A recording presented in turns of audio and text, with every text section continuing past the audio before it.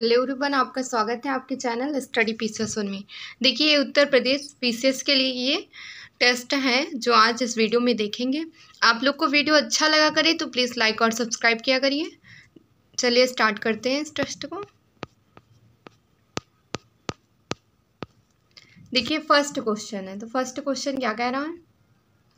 देखिए, इसमें क्या कह रहा, जीरो सैंडो डे के संदर्भ में निम्नलिखित कथनों पर विचार कीजिए।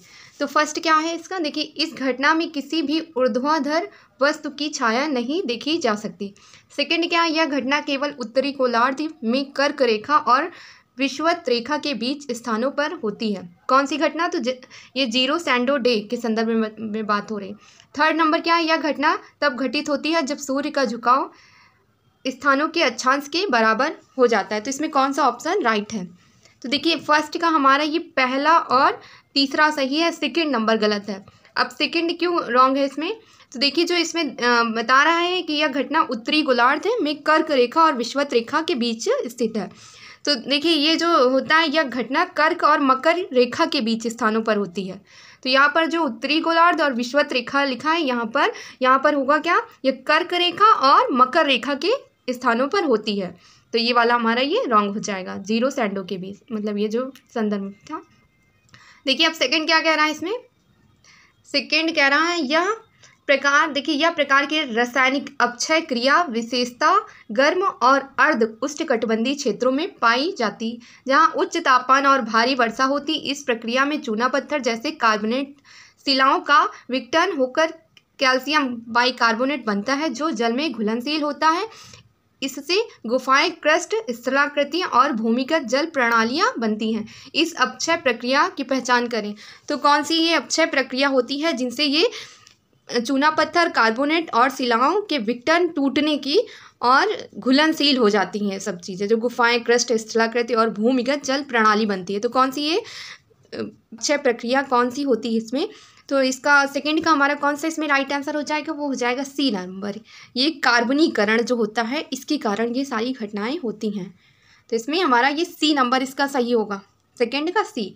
अब बात करें थर्ड नंबर क्वेश्चन की, तो थर्ड में क्या कह रहा, देखिए, यह समुद्र के भीतर की स्थलाकृति ज्वालामुखी शिखरों से बनी होती है, जिसकी चोटी समुद्र तल से ऊपर नहीं उठती और इन्हीं समुद्री जीवन के लिए हॉट स्पॉट के रूप में पहचाना जाता है। इनका निर्माण मध्य महासागरीय कटकों के पास होता है।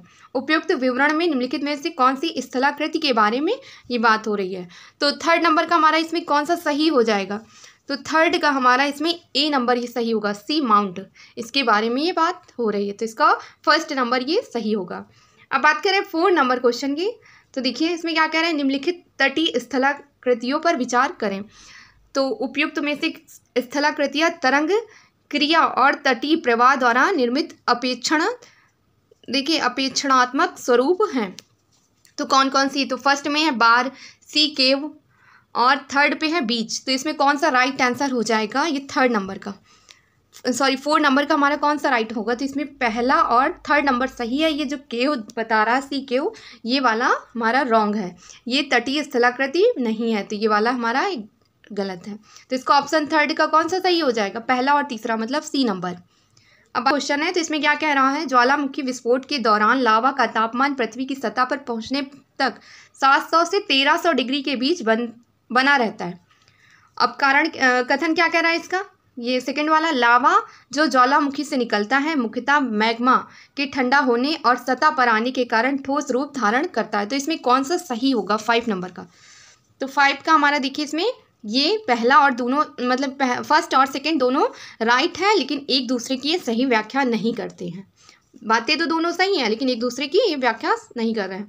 अब बात करें 6 नंबर क्वेश्चन की, तो देखिए 6 नंबर में फर्स्ट है, ओशियन धारा एक ठंडी समुद्री धारा जो आर्कटिक सागर से उत्पन्न होती है।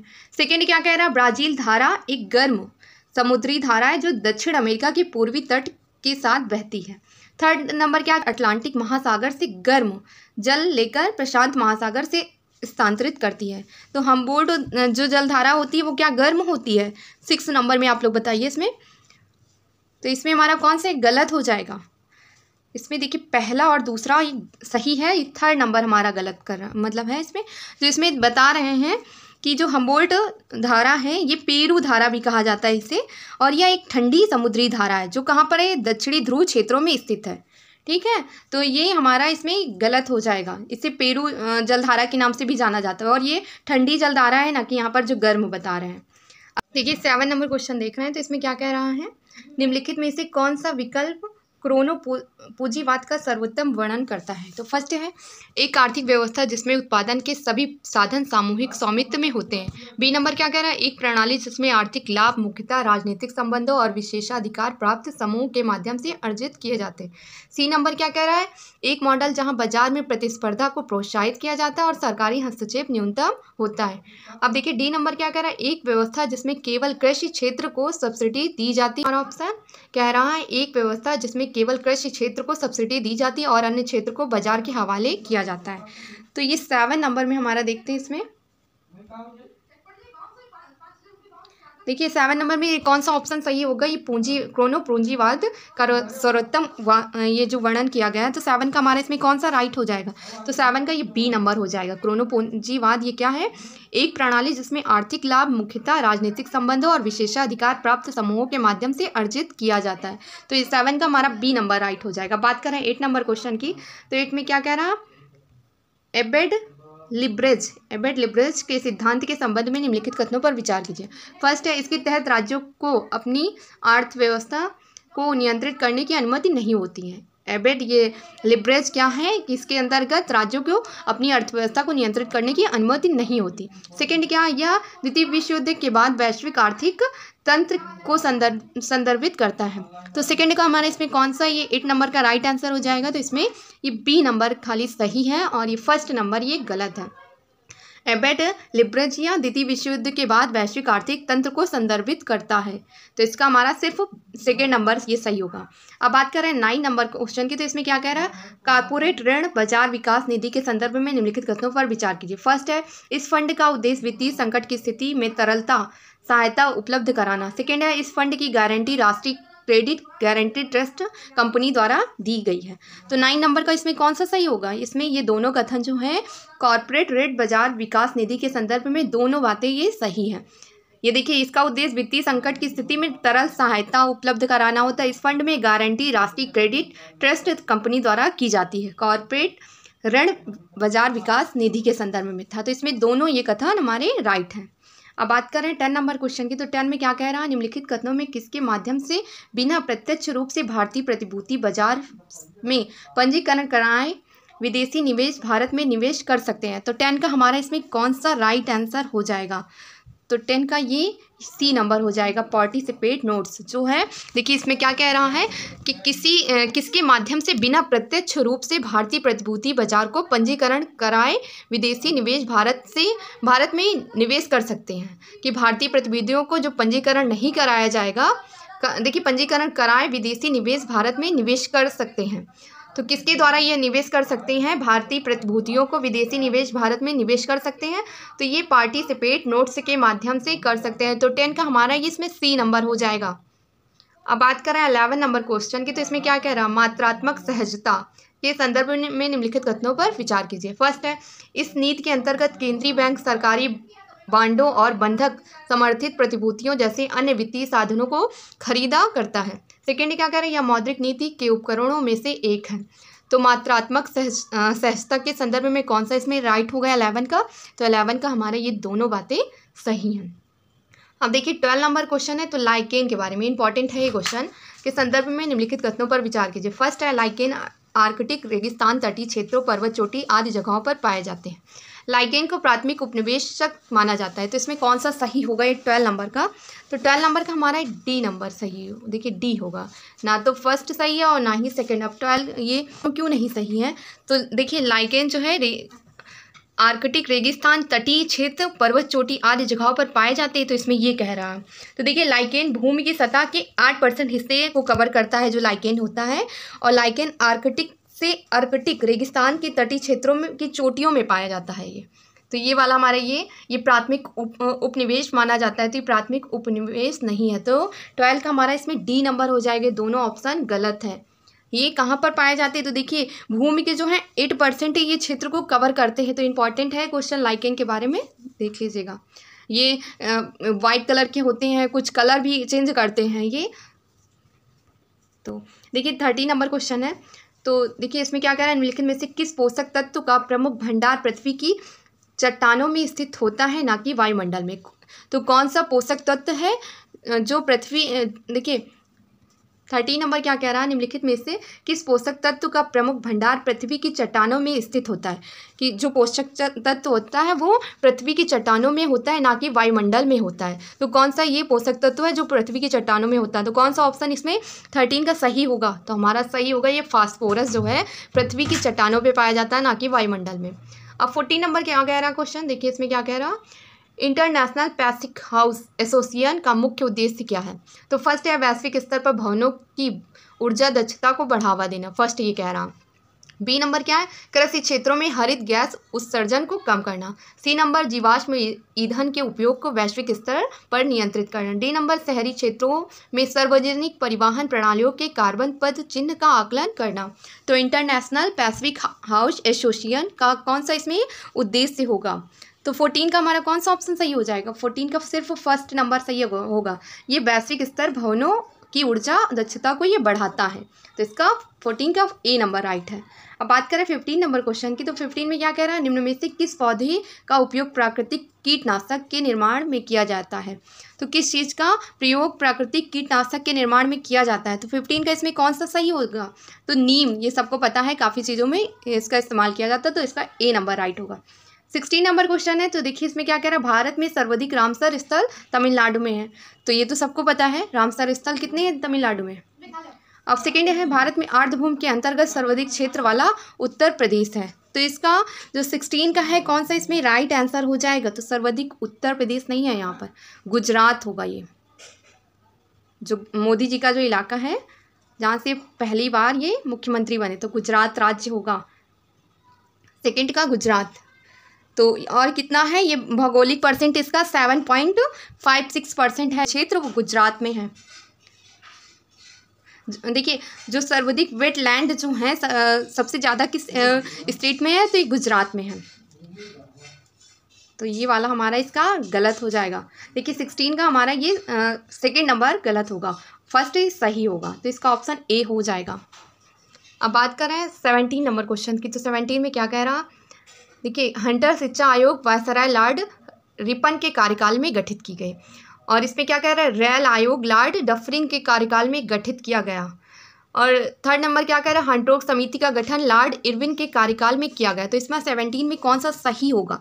तो देखिए 17 का हमारा इसमें ये सी नंबर सही होगा, पहला और थर्ड नंबर सही है, ये सेकेंड नंबर रॉन्ग है, क्योंकि ये लॉर्ड कर्जन के समय हुआ था, लॉर्ड डफरिन के कार्यकाल में ये रेल आयोग नहीं हुआ था। ये किस सन में हुआ था? तो ये 1902 में हुआ था, सन भी पता हो तो ये 1902 में हुआ था, लॉर्ड कर्जन के काल में। अब बात करें 18 नंबर क्वेश्चन की। तो इसमें क्या कह रहा, सावित्री फुले, देखिए इंपॉर्टेंट है, काफ़ी बार इनका आ जाता है। तो देखो इन्होंने 1852 में महिला सेवक मंडल की शुरुआत की थी। ये महिलाओं के लिए विभिन्न प्रकार के आंदोलन भी चलाए थे। सेकंड क्या कह रहा है, काव्या फुले और बावन काशी सुबोध रत्नाकर का प्रकाशन इन्होंने किया था। तो 18 का हमारा कौन सा राइट हो जाएगा? 18 का हमारा सी नंबर हो जाएगा। ये सावित्री फुले के बारे में जो दोनों कथन है ये दोनों राइट हैं। अब 19 नंबर क्वेश्चन क्या कह रहा है, महाराजा रणजीत सिंह के संदर्भ में कौन सा कथन असत्य है? तो महाराजा रणजीत सिंह के बारे में ये कथन देखते हैं कौन सा इस पर रॉन्ग है। फर्स्ट है, इनका जन्म अमृतसर में हुआ था। सेकेंड है, इन्होंने सिख मुस्लिमों की स्थापना की थी, इन्होंने सिख मुस्लिमों की स्थापना की थी। सी नंबर, इनकी साम्राज्य की दक्षिणी सीमा दिल्ली को स्पर्श करती है। तो इसमें कौन सा सही हो जाएगा? ये हमारा 19 नंबर क्वेश्चन में, तो 19 में हमारा इसमें डी नंबर हो जाएगा। दोनों ऑप्शन, मतलब ये सारे ऑप्शन सही है। अब 20 नंबर क्वेश्चन क्या कह रहा है, कांग्रेस का फैजपुर अधिवेशन के संदर्भ में निम्नलिखित युग्म में विचार कीजिए। तो ये कब हुआ था फैजपुर अधिवेशन? तो 1936 में किया गया था। फर्स्ट है, यह गांव में आयोजित होने वाला पहला अधिवेशन था। सेकेंड है, यह अधिवेशन कृषि कार्यक्रम को निर्धारित करने के लिए महत्वपूर्ण था। थर्ड नंबर क्या कह रहा है, इस अधिवेशन में कांग्रेस के 1937 के चुनाव लड़ने का निर्णय लिया? तो इसमें कौन सा ऑप्शन हमारा कथन सत्य है? इसमें कथन सत्य बताना है, कौन सा इसमें गलत है। तो 20 का हमारा देखते हैं इसमें कौन सा सही है। तो पहला और दूसरा सही है और ये 3rd नंबर गलत है। देखिए, इस अधिवेशन में कांग्रेस के 1937 के चुनाव लड़ने का निर्णय लिया था। तो इसमें कौन सा सही हो जाएगा हमारा? ये 20 नंबर का। इसका आयोजन जो है इसका 20 का हमारा पहला और दूसरा सही होगा। 3rd नंबर ये गलत है। देखिए, 3rd नंबर ये 20 का गलत है। अब बात में क्या कह रहा है, देखिए 21 में कह रहा है निम्नलिखित में से कौन सा भारत की स्वतंत्रता और बंगाल के विभाजन की पूर्व संध्या का एक उग्र विद्रोह था? तो कौन सा ये विद्रोह था जो पूर्व संध्या का उग्र विद्रोह था और बंगाल विभाजन की पूर्व संध्या का? ये देखिए 21 नंबर क्वेश्चन है। तो इसमें क्या कह रहा है, निम्नलिखित में से कौन सा भारत की स्वतंत्रता और बंगाल के विभाजन की पूर्व संध्या पर उग्र किसान विद्रोह था? तो ये किसानों का विद्रोह था जो बंगाल के विभाजन की पूर्वी संध्या पर था। तो कौन सा था इसमें? 21 का। तो इसमें 21 का हमारा ये तेभंगा विद्रोह था। देखिए, इनके सबके सन पूछ लेते हैं। तो 21 नंबर में हम लोग देख रहे हैं, देखिए तेभंगा आंदोलन कब हुआ था? तो ये हुआ था 1946 से ये 1947। देखिए 1946 से 1947 ये वाला। तो 21 का हमारा कौन सा इसमें सही हो जाएगा? देखिए 21 का सी नंबर हुआ था। 1946 से 1947 था ये तेभंगा आंदोलन। ये जो विद्रोह था तेभंगा विद्रोह 1946 से 1947। और ये पवाना विद्रोह कब हुआ था? तो 1873 से 1876 तक ये चला था। और ये सन्यासी विद्रोह ये 1763 से 18 तक हुआ था। ये सारे इंपॉर्टेंट है। ताना भागा ये 1914 से 1920। देखिए सारे इंपॉर्टेंट है, यहाँ पर थोड़ा लिखने में हो रहा तो देख लेना। ये इसमें राइट आंसर 21 का हमारा सी नंबर हो जाएगा। अब 12 नंबर क्वेश्चन, इसमें क्या कह रहे हैं, निम्नलिखित में से किस विद्रोह और नील खेती से हुए शोषण का विवरण प्रकाशित करता है? तो नील विद्रोह से हुए शोषण को प्रकाशित करता है। तो कौन सा इसमें है? देखिए इनको अरेंज करना है। तो 22 का हमारा कौन सा इसमें सही हो जाएगा? तो देखिए 22 का हमारा सी नंबर हो जाएगा पहला, और ये 3rd नंबर ये हिंदू पैट्रिक था और नील दर्पण, ये दोनों ये सही हो जाएंगे। 2nd नंबर जो आनंद मठ था ये वाला गलत। ये किससे संबंधित था? ये 22 नंबर। तो देखिए ये आनंद मठ किसके द्वारा ये उपन्यास लिखा गया? तो ये बंकिम चंद्र चट्टोपाध्याय के द्वारा लिखा गया है। 1773 विद्रोह का उल्लेख इसमें होता है। ठीक है, तो ये आनंद मठ ये हमारा रॉन्ग हो जाएगा। और ये हिंदू पैट्रिक्स और नील दर्पण ये जो है नील विद्रोह से संबंधित था। अब बात करें 23 नंबर क्वेश्चन की। 23 में क्या कह रहा है, 105वें संविधान संशोधन अधिनियम 2021 के संदर्भ में निम्नलिखित कथनों पर विचार कीजिए। फर्स्ट है, इस संशोधन के माध्यम से राज्य सरकारों का पिछड़े वर्गों की सूची बनाने का अधिकार खत्म कर दिया गया। 2nd है, इस संशोधन के अनुसार केंद्रीय पिछड़े वर्गों की सूची में बदलाव लाने के लिए केंद्र को अब अनिवार्य रूप से राष्ट्रीय पिछड़ा वर्ग आयोग से परामर्श करना होगा। तो 23 नंबर का हमारा कौन सा इसमें राइट हो जाएगा? 23 नंबर में सिर्फ ये 2nd नंबर सही है, 1st नंबर हमारा ये गलत है। तो 2nd हमारा ये देखिए इसमें 23 में ये कौन सा ऑप्शन सही हो जाएगा? तो 23 में हमारा बी नंबर सही होगा, 2nd वाला। अब बात करें 24 नंबर क्वेश्चन की। तो 24 में क्या कह रहा है, लोकसभा उपाध्यक्ष के संदर्भ में निम्नलिखित पर विचार कीजिए। फर्स्ट है, उपाध्यक्ष की नियुक्ति राष्ट्रपति द्वारा की जाती है। 2nd है, यदि लोकसभा अध्यक्ष का पद रिक्त हो तो उपाध्यक्ष को अध्यक्ष की शक्तियाँ मिलती हैं। उपयुक्त में से कौन सा कथन सही है? तो 24 का हमारा कौन सा इसमें राइट हो जाएगा? सिर्फ बी नंबर हो जाएगा। ये 2nd वाला सही है। उपाध्यक्ष की नियुक्ति किसके द्वारा की जाती है? तो ये वाला ये राष्ट्रपति नहीं होगा, इसमें ये गलत है।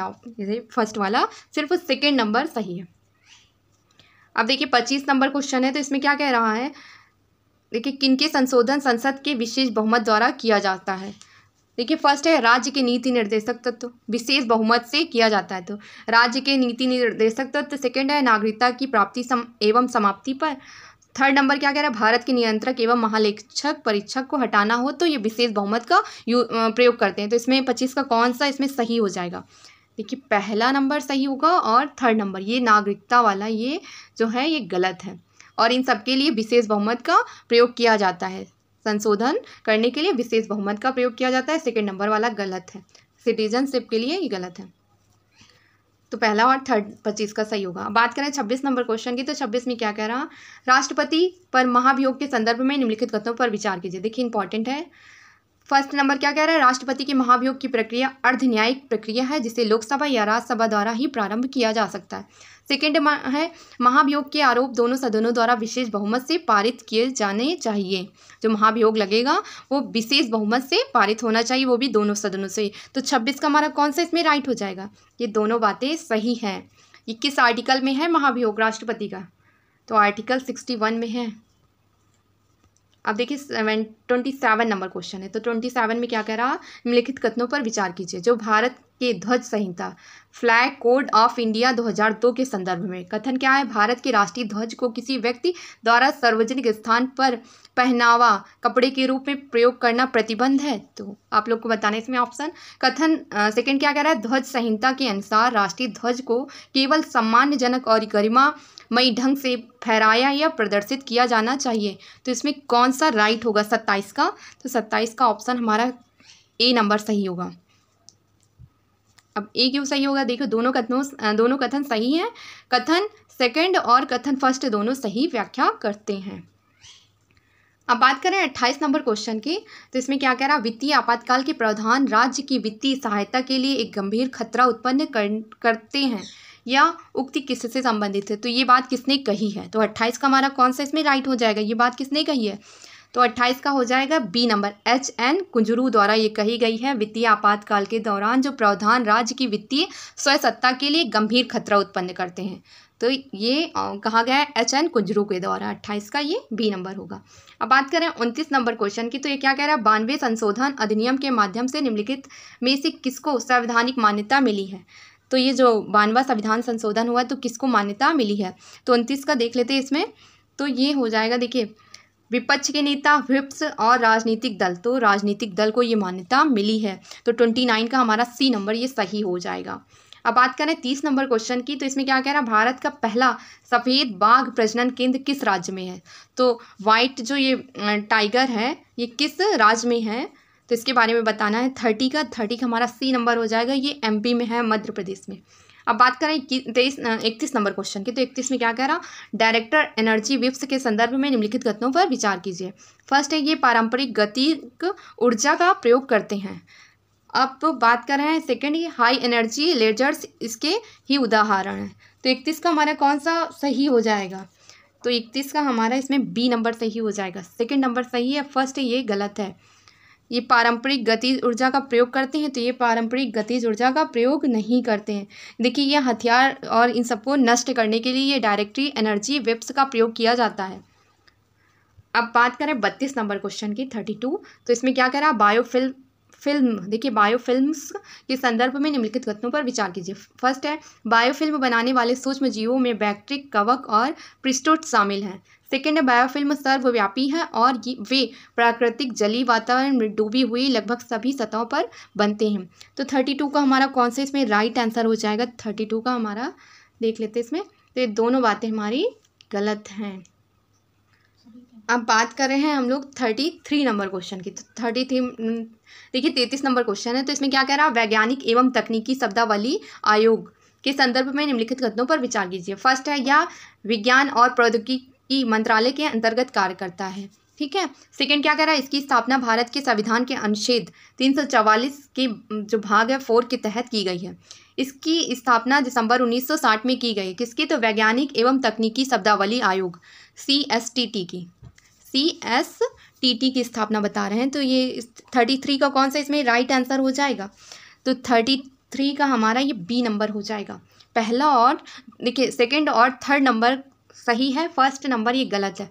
क्यों गलत है, देखिए यह वैज्ञानिक किसके द्वारा स्थापना की गई है, तो ये देखिए यह उच्च शिक्षा विभाग, शिक्षा मंत्रालय और भारत सरकार के अधीन कार्य करता है, ना कि यह विज्ञान और प्रौद्योगिकी मंत्रालय के अंतर्गत कार्य करता है। किसके द्वारा करता है, तो उच्च शिक्षा विभाग और शिक्षा मंत्रालय भारत सरकार के अधीन रहता है ये। इसका मुख्यालय भी कहाँ है, तो इसका मुख्यालय जो है न्यू दिल्ली में है। तो फर्स्ट वाला हमारा ये गलत हो जाएगा। अब बात कर रहे हैं 34 नंबर क्वेश्चन की। तो देखिए इसमें क्या कह रहा, निम्नलिखित में से कौन सा गैरिसन नगर या छावनी नगर नहीं है। तो कौन सा इसमें नहीं, तो इसमें डी नंबर हो जाएगा। ये कुरुक्षेत्र हरियाणा जो है ये गैरिसन नगर छावनी नगर नहीं है। तो 34 का ये कौन सा इसमें होगा ऑप्शन, तो 34 का डी नंबर। अब बात करें 35 नंबर क्वेश्चन की। तो ये क्या कह रहा, यह एक उत्तरी अफ्रीका देश है। यह देश भारत की अफ्रीका में रक्षा निर्यात की उपस्थिति बढ़ाने की महत्वाकांक्षा के लिए एक प्रारंभिक मंच के रूप में उभर रहा है। कासाब्लांका यहाँ का सबसे बड़ा शहर है। अटलांटिक महासागर का एक प्रमुख बंदरगाह। उपयुक्त विवरण किस देश से संबंधित है। तो ये बातें अफ्रीका देश की हैं, तो किस देश के बारे में बात कहा जा रहा है। तो 35 का कौन सी है इसमें ऑप्शन, तो ये बात जो भी कही गई है मोरक्को की कही गई। मोरक्को जो कंट्री है उसके बारे में ये बात कही गई है। अब बात करें 36 नंबर क्वेश्चन की। तो इसमें क्या कह रहे, प्राय चर्चा में रहने वाला विडाल टेस्ट किस बीमारी के परीक्षण से संबंधित है। तो विडाल टेस्ट किस बीमारी से संबंधित है, 36 का ये बी नंबर हो जाएगा। ये टाइफाइड से संबंधित है विडाल टेस्ट। अब बात करें 37 नंबर क्वेश्चन की। तो इसमें क्या कह रहा, केंद्रीय विज्ञान और प्रौद्योगिकी मंत्रालय ने PPP प्लस PPP मॉडल पेश किया। इसके संदर्भ में निम्नलिखित कथनों पर विचार कीजिए। तो फर्स्ट देख रहे हैं, इसका उद्देश्य मधुमेह देखभाल को सुलभ और सस्ता बनाना। सेकेंड है, इसके तहत भारत में सार्वजनिक निजी भागीदार को अंतर्राष्ट्रीय सार्वजनिक निजी भागीदार सहयोग के साथ जोड़ा गया है। तो इसमें कौन सा सही हो जाएगा, 37 का सी नंबर सही हो जाएगा। अब बात करें 38 नंबर क्वेश्चन की। 38 में क्या कह रहा, उपयुक्त में से कौन से अनुप्रयोग कथनों पर नैनो बबल टेक्नोलॉजी से जुड़े हुए हैं। तो नैनो बबल टेक्नोलॉजी से जुड़े हुए हैं कौन कौन से, तो देखिए जल उपचार, खाद्य प्रसंस्करण, मछलियों की वृद्धि, लक्षित औषधि विवरण। तो इसमें कौन सा सही हो जाएगा, तो इसमें डी नंबर हो जाएगा। 38 का कौन सा ऑप्शन सही होगा, डी। अब बात कर रहे हैं, तो इसका कौन सा ऑप्शन सही होगा, इसमें डी नंबर सही होगा। अब बात करें 39 नंबर क्वेश्चन की। तो 39 में क्या कह रहा, देखिए विटिनिया 19 के संदर्भ में निम्नलिखित कथनों पर विचार कीजिए। फर्स्ट है, यह अब तक की सबसे महंगी बिकने वाली गाय के रूप में गिनीज वर्ल्ड रिकॉर्ड प्राप्त किया। तो ये जो गाय है इसके बारे में। सेकेंड है, यह गाय नेल्लोर नस्ल से संबंधित है। किस नस्ल, जो नस्ल होती है वो किस नस्ल से है, तो ये नेल्लोर नस्ल से है। तो 39 का कौन सा इसमें राइट आंसर हो जाएगा, 39 का। ये दोनों बातें जो कही गई हैं सही है, इंपॉर्टेंट है। देखिए जो गिनीज वर्ल्ड रिकॉर्ड किया जाता है तो एग्जाम में आ जाता है, तो इम्पॉर्टेंट है। तो ये दोनों बातें जो कही गई हैं सत्य हैं। अब बात करें 40 नंबर क्वेश्चन की। तो 40 में क्या कह रहा है, गोल्डन राइस के संदर्भ में निम्नलिखित कथनों पर विचार कीजिए। देखिए इसमें फर्स्ट में इसमें बीटा कैरोटीन होता है। सेकंड है, इसको एक जीवाणु बैक्टीरिया से जीन को चावल में स्थानांतरित करके उत्पादित किया जाता है। तो 14 का कौन सा इसमें राइट हो जाएगा, 14 का हमारा सी नंबर हो जाएगा। दोनों बातें जो कही गई हैं गोल्डन राइस के बारे में सही है। अब बात करें 41 नंबर क्वेश्चन की। तो 41 में क्या कह रहा है, देखिए इसमें कह रहा है वेल्लान गावी वह भूमि होती थी जो गैर ब्राह्मण कृषक स्वामियों की होती थी। वेल्लान गावी जो भूमि होती थी वो गैर ब्राह्मण कृषक स्वामियों की होती थी। सेकंड क्या है, सलभोग वे भूमियाँ थी जो जैन संस्थानों को दान में दी जाती थी। उपयुक्त में कौन सा कथन इसमें सही है, तो 41 का कौन सा इसमें राइट हो जाएगा, सिर्फ फर्स्ट नंबर सही है। ये सेकंड नंबर जो हमारा है ये गलत है। अब बात करें 42 नंबर क्वेश्चन की। तो इसमें क्या कह रहा है, राष्ट्रीय स्वास्थ्य खाता अनुमानों के संदर्भ में निम्नलिखित युग्मों पर विचार कीजिए। फर्स्ट है, इस नीति आयोग की देखिए इसे नीति आयोग द्वारा जारी किया जाता है, किसे, राष्ट्रीय स्वास्थ्य खाता के बारे में। सेकंड है, वे वैश्विक रूप से मान्यता प्राप्त स्वास्थ्य खाता ढांचे पर आधारित है। सेकंड, ये अनुमान भारत के राष्ट्रीय स्वास्थ्य खाता दिशा निर्देशक 2016 का पालन करते हैं। तो कौन सा इसमें सही हो जाएगा, तो 42 का हमारा कौन सा इसमें राइट हो जाएगा। तो इसमें सेकंड और थर्ड सही है। फर्स्ट नंबर ये नीति आयोग द्वारा जारी नहीं किया जाता राष्ट्रीय स्वास्थ्य खाता जो है, इसमें फर्स्ट नंबर ये गलत है, सिर्फ सेकंड और थर्ड सही है 42 का। अब बात करें 43 नंबर क्वेश्चन में। तो इसमें क्या कह रहा, टिकुली कला, देखिए टिकुली कला किस राज्य से संबंधित है 43 का। तो 43 का हमारा कौन सा इसमें ऑप्शन सही हो जाएगा, ये बिहार राज्य से संबंधित है। अब देख रहे हैं 44 नंबर क्वेश्चन की। तो इसमें देखिए इसमें क्या कह रहा, देखिए 44 नंबर क्वेश्चन है, तो इसमें क्या कह रहा है, समुद्रगुप्त के संदर्भ में निम्नलिखित कथनों पर विचार कीजिए। फर्स्ट है, इलाहाबाद स्तंभ लेख समुद्रगुप्त से संबंधित था। सेकंड है, ह्वेनसांग ने समुद्रगुप्त को भारत का नेपोलियन कहा था। तो 44 का कौन सा राइट आंसर हो जाएगा, तो इसमें ए नंबर सही हो जाएगा। ह्वेनसांग ने समुद्रगुप्त को नेपोलियन नहीं कहा था, तो ये वाला गलत हो जाएगा। फर्स्ट इसमें राइट हो जाएगा समुद्रगुप्त के संदर्भ में। अब बात करें 45 नंबर क्वेश्चन की, तो 45 में क्या है, आलमगीर उत्तर प्रदेश में हिडन नदी किनारे स्थित है। अब सेकंड है, रोपर पंजाब में ब्यास नदी के किनारे स्थित है। थर्ड नंबर, अमारी सिंध में सिंध नदी के किनारे स्थित है। तो 45 का हमारा कौन सा सही हो जाएगा, तो 45 का ये जो बातें सही हैं, पहला और तीसरा नंबर सही है। सेकंड नंबर ये रोपर पंजाब में ब्यास नदी के किनारे नहीं स्थित है, तो ये वाला हमारा ये गलत है। अब बात करें 46 नंबर क्वेश्चन की, तो इसमें क्या कह रहा है, पाल वंश के संदर्भ में कौन सा कथन सत्य है। तो इसकी स्थापना बंगाल में गोपाल ने की थी, किसकी, तो पाल वंश की। सेकंड है, कन्नौज और उत्तरी भारत पर पाल नियंत्रण के लिए त्रिपक्षीय संघर्ष में यह शामिल था। सी नंबर क्या कह रहा है, धर्मपाल गोपाल का उत्तराधिकारी था। तो उपयुक्त तो सभी, तो इसमें कौन सा राइट हो जाएगा, 46 में हमारा कौन सा ऑप्शन सही होगा, तो डी नंबर। ये सारी बातें पाल वंश के संबंध में सही है। देखिए राष्ट्रकूट हो गया, प्रतिहार हो गया, पाल वंश हो गया, इन सब के बारे में एग्जाम में आता है। राष्ट्रकूट इंपॉर्टेंट है, तो सब देख लेना है। अब बात करें 47 नंबर क्वेश्चन है, तो इसमें क्या कह रहा है, Arctic home in the Vedas पुस्तक के लेखक कौन है। तो इसमें ये हैं लोकमान तिलक हैं। तो 47 का बी नंबर सही हो जाएगा। अब बात करें 48 नंबर क्वेश्चन की, तो इसमें क्या कह रहा है, मौर्य साम्राज्य की प्रांतीय प्रशासन के अधिकारियों के संदर्भ में आरोही क्रम में अरेंज करना है। तो कौन सा इसमें सही हो जाएगा ऑप्शन, ये ए नंबर हो जाएगा। स्थानिक, रज्जु और प्रादेशिक, ये जो इस प्रांतीय प्रशासन के अधिकारियों के जो ये थे साम्राज्य थे, तो क्या थे, स्थानिक, रज्जु और प्रादेशिक, ऐसे अरेंज में था। अब बात करें 49 नंबर क्वेश्चन की, तो 49 में क्या कह रहा है, इरूला जनजाति के संदर्भ में निम्नलिखित कथनों पर विचार कीजिए। फर्स्ट है, ये भारत के 80% एंटी स्नेक वेमन की आपूर्ति करता है। कौन सा, तो इरोला जनजाति। सेकंड है, वे केवल तमिलनाडु में पाए जाते हैं। थर्ड है, ये इरोला भाषा बोलते हैं जो तमिल लिपि में लिखी जाती है। तो 49 का हमारा कौन सा इसमें राइट आंसर हो जाएगा, तो ये बी नंबर हो जाएगा। पहला और थर्ड नंबर सही है, ये तमिलनाडु में नहीं है। इरोला जनजाति जो है तमिलनाडु में नहीं है, तो पहला और थर्ड सही है। अब बात करें 50 नंबर क्वेश्चन की, तो देखिए चोल वंश के बारे में। चोल काल में प्रचलित महासभा के संदर्भ में निम्नलिखित कथनों पर विचार कीजिए। यह ब्रह्मादेव गांव की ग्राम सभा थी।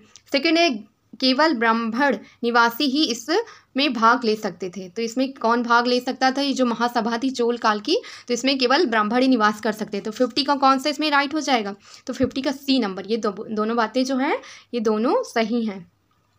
51 है, तो देखिए 51 में क्या कह रहा है, निम्नलिखित में से कौन सा विकल्प भूजल संदूषण शब्द का सर्वोत्तम वर्णन करता है। तो फर्स्ट है, यह चट्टानों की सतह से पानी वाष्पीकृत होकर वाष्प बनाता है।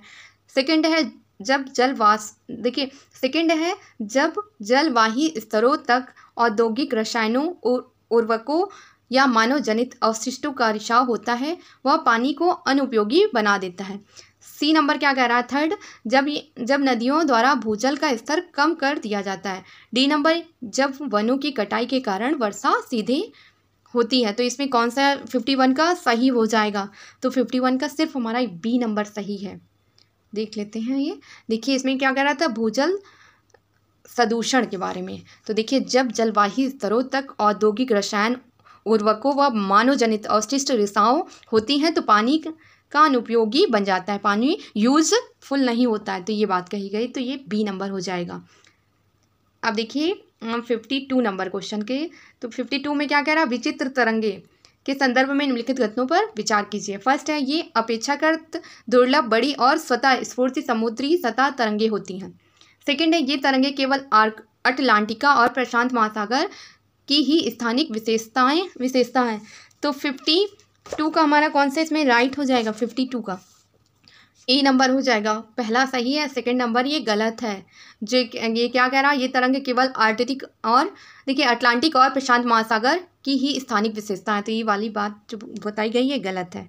फर्स्ट हमारा सही हो जाएगा। बात करें 53 नंबर क्वेश्चन की, तो देखिए कथन है, तो इसमें क्या कह रहा है, भूमध्य रेखीय क्षेत्रों में महासागरीय लवणता काफ़ी अधिक होती है।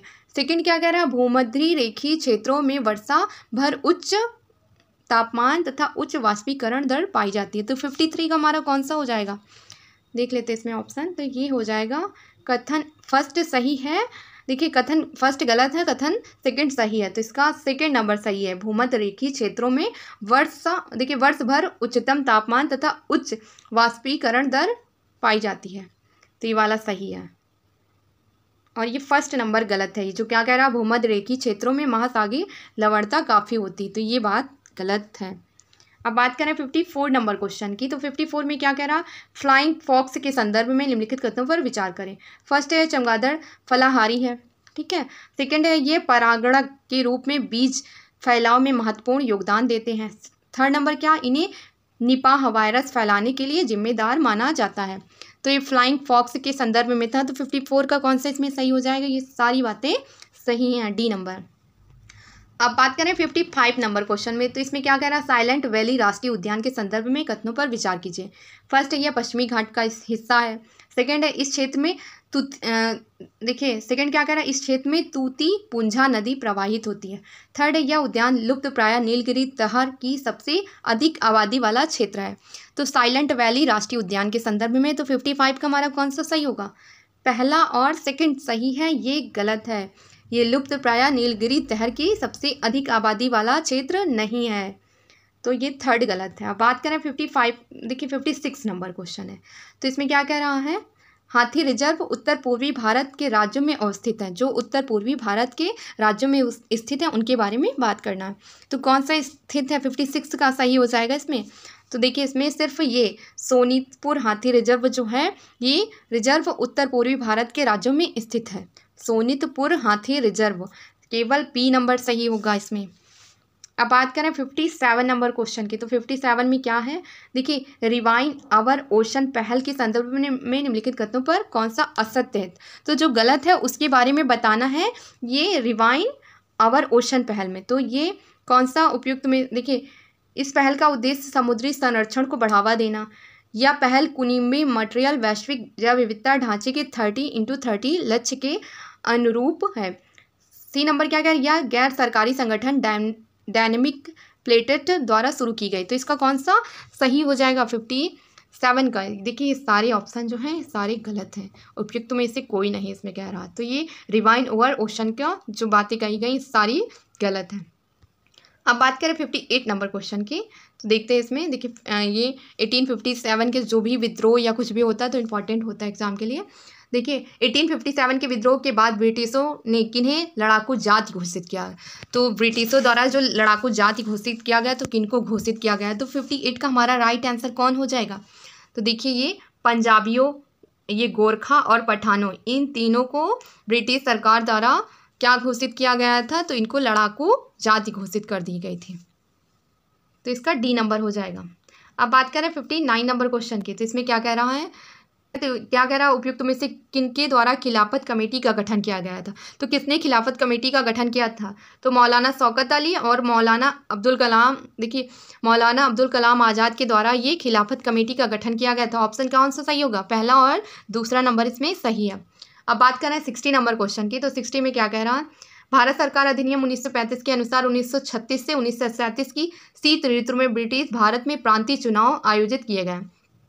इन चुनाव के परिणामों के संदर्भ में निम्नलिखित कथनों पर विचार कीजिए। जो भारत सरकार अधिनियम 1935 के अनुसार जो 1936 से 1937 में जो शीत ऋतु में ब्रिटिश भारतीय प्रांतीय द्वारा जो चुनाव किए गए उनके बारे में बताना है। तो ये ऑप्शन देख लेते हैं।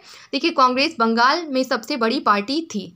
अब सेकेंड है बंगाल पंजाब सिंध में मुस्लिम लीग ने गठन, देखिए पंजाब बंगाल सिंध में मुस्लिम लीग ने गठबंधन और प्रांतीय सरकारों का गठन किया। तो किन किन राज्यों में गठबंधन किया था, बंगाल पंजाब सिंध में। तो इसमें कौन सा ऑप्शन सही हो जाएगा 60 का। तो ये वाला बात गलत है, इन राज्यों में गठबंधन नहीं किया था। तो इसका फर्स्ट नंबर सही होगा। सबसे ज़्यादा पार्टी कांग्रेस की जो जीत हासिल की थी तो वो सबसे ज़्यादा कहाँ से, तो पश्चिम बंगाल से। तो ये वाला तो सही है। और ये जो गठबंधन किया था तो इन राज्यों से नहीं किया था, बंगाल से तो किया ही नहीं था। तो ये वाला गलत हो जाएगा। अब बात करें 61 नंबर क्वेश्चन की। तो 61 में देखिए क्या कर रहा, निम्नलिखित कथनों पर विचार कीजिए। फर्स्ट है पुर्तगालियों ने जब गोवा पर अधिकार किया तब वायसराय कौन थे, तो अल्फांसो डी अल्बुर्क। देखिए इसका सन भी पूछ लेते, अब सेकंड नंबर, 16वीं सदी के आरंभ में पुर्तगालियों ने फारस में स्थित होमुर्ज से लेकर मलक्का और स्पाइस आइलैंड, देखिए आइलैंड तक एक एशिया के अधिकांश समुद्री तट पर कब्जा किया। तो देखिए आइसलैंड होगा, ये आइलैंड जो लिखा है यहाँ पर। तो 61 का कौन सा इसमें राइट हो जाएगा? ये दोनों बातें जो सही हैं। गोवा पर अधिकार किया तो वायसराय कौन थे? तो अल्फांसो डी अल्बुर्क थे। और 16वीं देखिए 16वीं सदी के आरंभ में पुर्तगालियों ने फारस स्थित होमबुर्ज और मलक्का स्पाइस आइसलैंड तक एशिया अधिकांश समुद्री तट पर जो कब्जा कर लिया था। तो दोनों बातें सही हैं। अब बात करें 62 नंबर क्वेश्चन की। तो वर्धा योजना इंपॉर्टेंट योजना है। वर्धा योजना के संदर्भ में निम्नलिखित कथनों पर विचार क्या वर्ष 1937 में प्रारंभ किया गया था? देखिए इसमें राष्ट्रव्यापी स्तर पर मातृभाषा के माध्यम से 7 वर्षों तक निःशुल्क और अनिवार्य शिक्षा प्रदान करने का प्रस्ताव पारित किया गया था। तो 62 का हमारा कौन सा इसमें राइट आंसर हो जाएगा? तो इसमें सी नंबर हो जाएगी। दोनों बातें जो हैं सही हैं। कब आयोजन किया गया था? तो 1937 में, 1937 में। अब बात करें 63 नंबर क्वेश्चन। तो इसमें क्या कह रहा है? भारत के वित्त आयोग के संदर्भ में कौन सा कथन गलत है? तो जो कथन गलत है उसके बारे में बताना है। देखिए वित्त आयोग किस आर्टिकल में है? तो 280 में है, 280 में है शायद।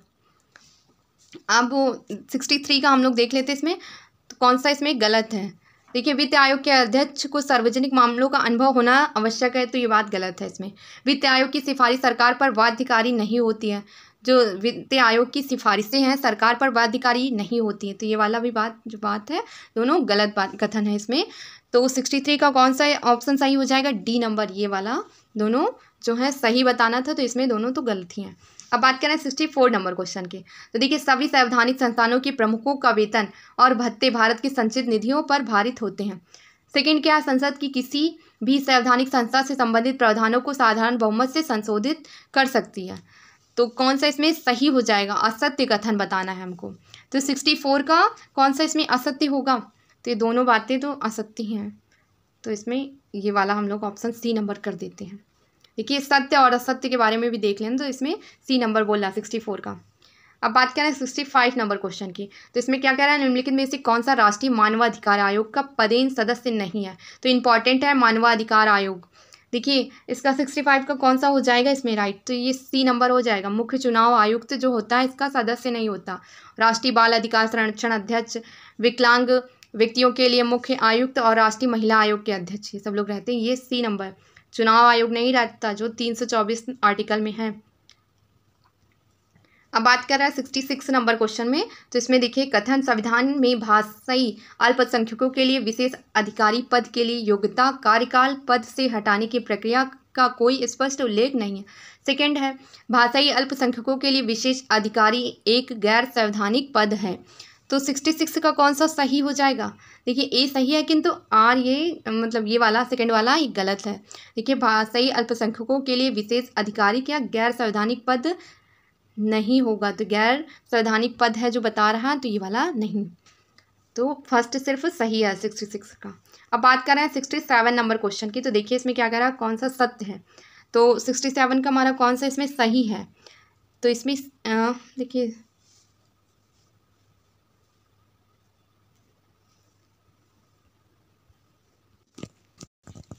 देखिए 67 नंबर क्वेश्चन है। तो इसमें क्या कह रहा है? निम्नलिखित में से कौन सा सत्य है? तो सही बताना है। तो इसमें देखिए फर्स्ट क्या कह रहा है? राष्ट्रपति किसी राज्य में किसी भाषा को आधिकारिक मान्यता देने का निर्देश दे सकता है। सेकंड क्या कह रहा है? राष्ट्रपति राज्य सरकार को अल्पसंख्यकों को भाषाई हितों की रक्षा के लिए राज्य को अनिवार्य वित्तीय अनुदान और सार्वजनिक नौकरियों में आरक्षण देने का निर्देश दे सकते हैं। सी नंबर क्या कह रहा है? राष्ट्रपति किसी भी भाषाई समूह को अल्पसंख्यक दर्जा प्रदान कर सकते हैं। तो कौन सा इसमें सही होगा? सिर्फ पहला नंबर सही होगा। ये दोनों बातें गलत हैं कि कोई भी अल्पसंख्यक को उनको ज़्यादा से ज़्यादा नौकरी दे दी जाएगी या सब कुछ कर दिया जाएगा, तो ये भेदभाव हो जाएगा। तो ये वाले सारी बातें गलत हैं, सिर्फ ए नंबर सही हो जाएगा। अब बात करें 68 नंबर क्वेश्चन की। तो इसमें क्या कह रहा? देखिए उपयुक्त में से कौन सा अधिकार भारत के नागरिकों को प्राप्त है लेकिन विदेशियों को नहीं? तो इम्पॉर्टेंट है ये क्वेश्चन, तो देखते हैं इसमें।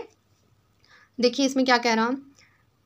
आर्टिकल 19 के तहत बोलने और अभिव्यक्ति की स्वतंत्रता है। सेकेंड नंबर क्या कह रहा है, आर्टिकल 29 से 30 के तहत सांस्कृतिक और शैक्षणिक अधिकार है। थर्ड नंबर क्या कह रहा है, सांसद बनने के लिए चुनाव लड़ने का अधिकार है। तो कौन सा इसमें सही हो जाएगा, ये हो जाएगा, ये पहला, सेकेंड और थर्ड सही है और ये गलत। बात कर रहे हैं 69 नंबर क्वेश्चन की। तो इसमें क्या कह रहा है, उपयुक्त में से कितने अनुच्छेद भारतीय संविधान में वर्णित पंथ निरपेक्ष सेकुलर विशेषताओं को दर्शाते हैं। तो कौन से ये आर्टिकल हैं 69 का। तो 69 का देखिए, आर्टिकल 16, आर्टिकल 26, आर्टिकल 44। तो ये सारे जो हैं ये पंथ निरपेक्ष को विशेषता दर्शाते हैं संविधान में। अब बात करें 70 नंबर क्वेश्चन की। तो इसमें क्या कह रहा है, कौन सा सत्य है। तो फर्स्ट है, भारतीय संविधान में समवर्ती सूची दोनों सदनों की संयुक्त बैठक की व्यवस्था कनाडाई संविधान से अपनाई गई है। सेकंड क्या कह, राष्ट्रपति के चुनाव की प्रक्रिया आयरलैंड के संविधान से ली गई है। तो 70 का कौन सा राइट हो जाएगा, 70 का सिर्फ सेकंड नंबर सही होगा। ये समवर्ती सूची कहाँ से ली गई है, तो ये आयरलैंड से लिया गया है, ना कि कनाडा से। तो ये फर्स्ट नंबर गलत हो जाएगा। अब बात करें 71 नंबर क्वेश्चन की। तो इसमें जल डमरू मध्यों और उनके द्वारा जोड़े गए जल निकायों के निम्नलिखित युग्मों को मैच करना है। तो 71 का देख लेते हैं हम लोग, इसको मैच कर देते हैं। तो 71 का कौन कौन से मैच, पहले उनको देख लेते हैं। देखिए, बास्फोरस ये काला सागर और इससे मरमरा सागर से संबंधित है। और थर्ड नंबर ये केर्च जल मध्य, ये काला सागर और ओजोवा सागर से संबंधित है। बाबा अल मंदेर ये लाल सागर और भूमध्य सागर से संबंधित है। तो ये वाला तो हमारा ये गलत है। तो 71 का कौन सा सही हो जाएगा, सिर्फ ये पहला नंबर, ये वाला सिर्फ भूमध्य सागर जो है यहाँ पर ये गलत हो जाएगा। फर्स्ट नंबर गलत है और ये दोनों सही हैं। 72 नंबर क्वेश्चन है। तो देखिए इसमें क्या कह रहा है, प्रायः अखबारों में रहने वाला एक मैन ट्रांसपोर्ट क्या है। तो एक मैन ट्रांसपोर्ट क्या है, तो 72 का हम लोग देख रहे हैं। देखिए, यह अमेरिका में आने वाला अत्यधिक गतिज वाले टारनेडो का स्थानीय नाम है। सेकेंड है, समुद्री विज्ञान का एक मूलभूत सिद्धांत है। थर्ड नंबर क्या कह रहा है, सिरको नामक स्थानीय हवाओं का दूसरा नाम है।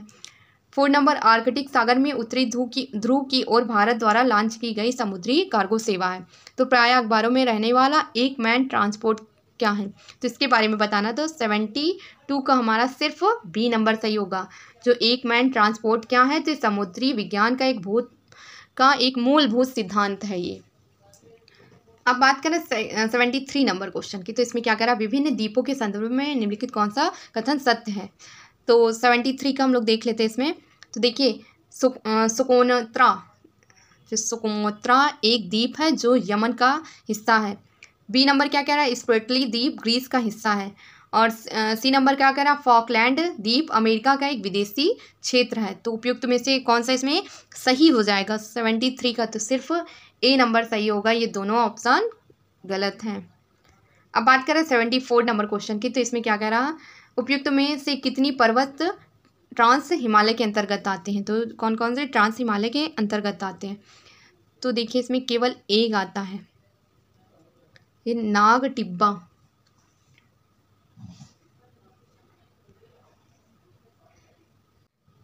देखिए 74 नंबर क्वेश्चन है। तो 74 में देख रहे हैं, निम्नलिखित में विचार करें।